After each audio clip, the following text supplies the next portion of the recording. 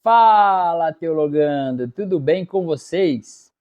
Hoje eu quero gravar um vídeo que eu tenho certeza que você que é apaixonado pela Escritura Sagrada, você que é um estudioso da Sagrada Escritura, você vai curtir bastante esse vídeo. Eu quero tratar sobre os critérios que foram utilizados para chegar a esta formação do cânon sagrado. Você sabia que houve critérios para se chegar então a formar o cânon do Antigo Testamento? Critérios que foram utilizados, testes que foram utilizados para chegarem então à conclusão do cânon do Novo Testamento? Pois é, eu te convido então para você saber um pouquinho mais, seguindo aí assistindo este vídeo. Vamos junto, vem comigo. O primeiro critério que foi utilizado pela comunidade judaica para se chegar à conclusão se aquele livro era inspirado por Deus ou não, o primeiro critério que eles usaram foi exatamente saber se aquele livro ele foi escrito por um profeta e iria identificar naquele livro se tinha afirmações como assim diz o Senhor, ou veio a minha palavra do Senhor. Essas eram algumas palavras-chave que eles utilizaram então para chegar à conclusão se aquele livro era inspirado por Deus ou não.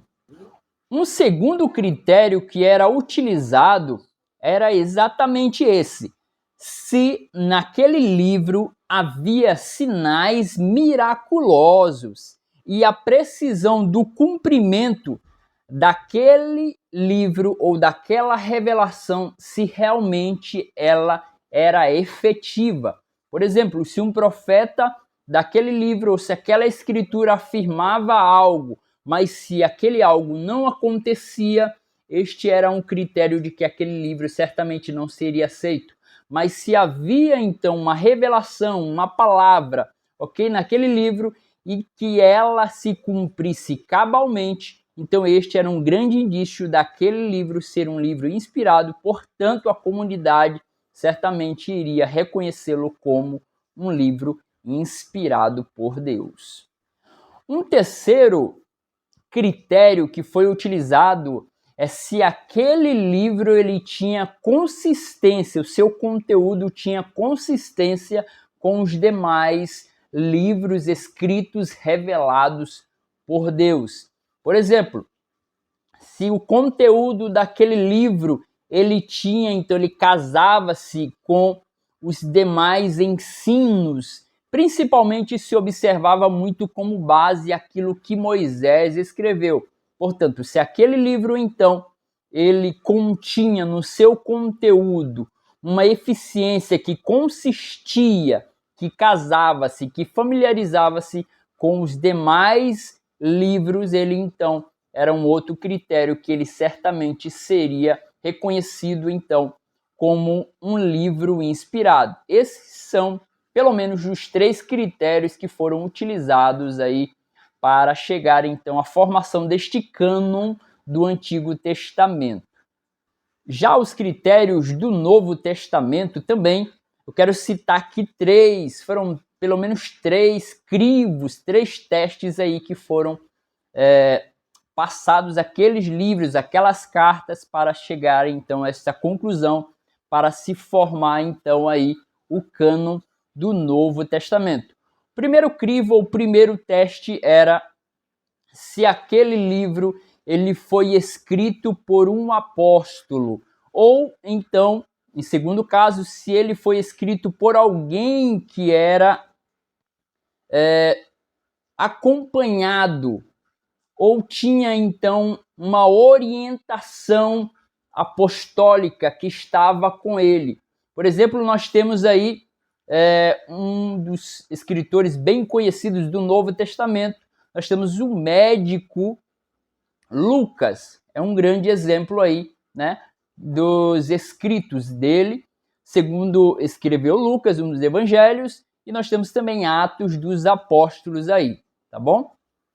Um segundo, melhor dizendo, critério para se chegar a esta conclusão é que aquela carta ou aquele ensino ele tinha que ter o poder de Deus e ter efetivamente o poder de mudança na vida das pessoas. Este era um critério aí que se buscava, se aquele ensino ele trazia efetivamente mudança para a vida das pessoas. As pessoas eram alcançadas pelaquela palavra, pelaquela doutrina, pelaquele ensinamento e tinham as suas vidas transformadas, as suas vidas mudadas. Esse foi um segundo critério aí para se escolher mais um livro para entrar ou não no cânon do Novo Testamento.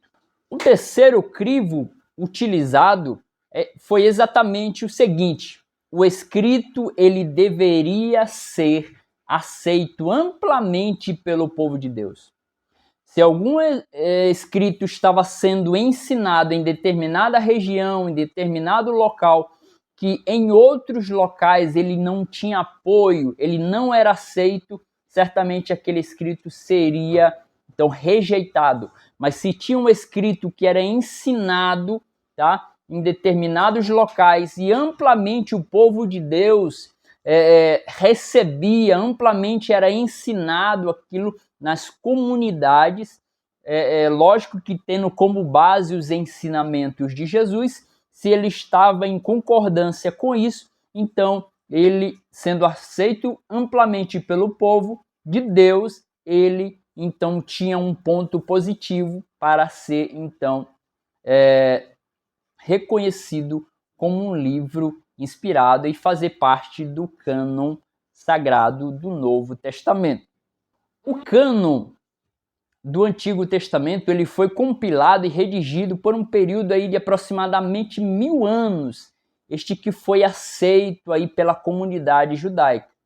Já o cânon do Novo Testamento ele foi compilado no período de alguns muitos anos, tá certo? Mas no Concílio de Cartago, em 397 depois de Cristo, foi então definido quais seriam os livros, as cartas, tá certo? Os ensinamentos que fariam parte do Novo Testamento. E assim foi definido, tá bom? Se você curtiu o conteúdo, eu convido você, venha fazer parte do meu canal, será uma satisfação ter você aqui no meu canal. Curta, compartilhe, comenta e eu te espero no próximo vídeo. Grande abraço!